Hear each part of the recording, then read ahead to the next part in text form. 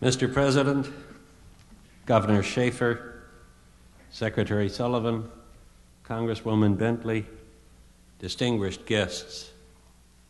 Today, we commemorate the 114th birthday of the Johns Hopkins University and also mark once more the centennial of Johns Hopkins medicine.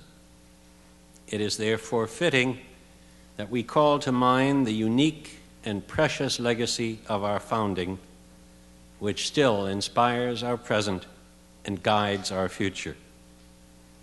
With the funds provided by the will and testament of Mr. Johns Hopkins, the genius of Daniel Coit Gilman founded here in Baltimore the first true university in the United States. Unlike the distinguished colleges which existed in our country at the time and operated on the collegiate model derived from Great Britain, the Johns Hopkins University was created as a nurturing environment for research and a place for advanced study along the lines of the then still new German university at which Gilman himself had studied. Thus, the contemporary modern research university was born here, and in response, the great collegiate foundations of Harvard, Yale, Pennsylvania, and many others embarked also on advanced study for the doctorate and transformed themselves into great universities. To the ancient mission of the university to teach the best of human knowledge achieved in the past was added the new mission of research free from the constraints of dogma and the arbitrary dictates of authority.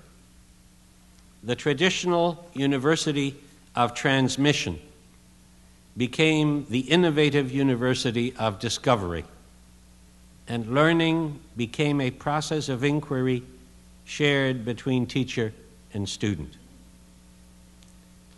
The other half of Mr. Hopkins' fortune and the genius of John Shaw Billings, Sir William Osler, and William Welch created Johns Hopkins medicine and led to the foundation here of both the contemporary teaching hospital in the United States and of contemporary American medical education.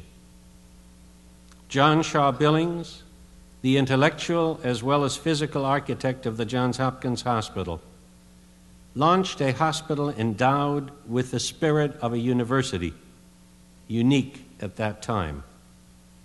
The design of his hospital directly related patient care functions to medical education and research.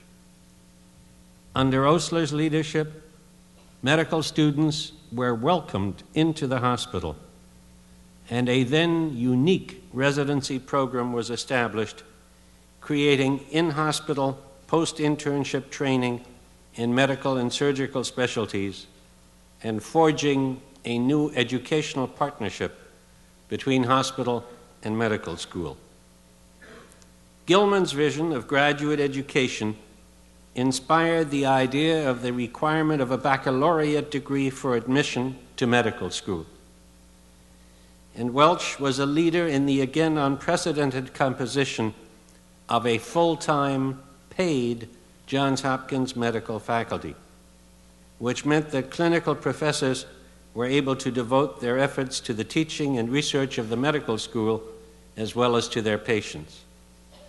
That same concept made it possible to appoint professors from outside the community because they were not placed in direct competition with local practitioners. Subsequently, Welch also became the prime mover in the establishment in 1916 at Johns Hopkins of this country's first university school of hygiene and public health. As we pause in our everyday pursuits on this annual occasion to honor our founding, we recognize that the pioneering legacy of our beginnings still marks our progress. through the inclusion in the university of the new School of Advanced International Studies and the creation of the first and only full-time American graduate campus in Europe, in Bologna, in the 1940s and 1950s, right to the location here of the Space Telescope Science Institute and the foundation of the extraordinary Johns Hopkins Nanjing University Center for Chinese and American Studies in the People's Republic of China in the 1980s.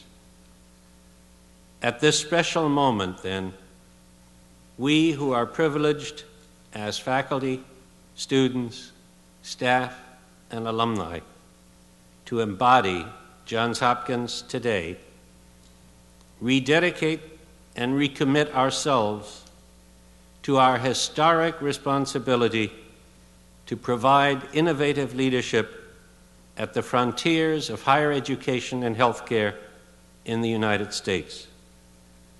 We also pledge ourselves anew to that most demanding obligation to excellence, which has made quality the hallmark of our work and which relentlessly drives us to achievement.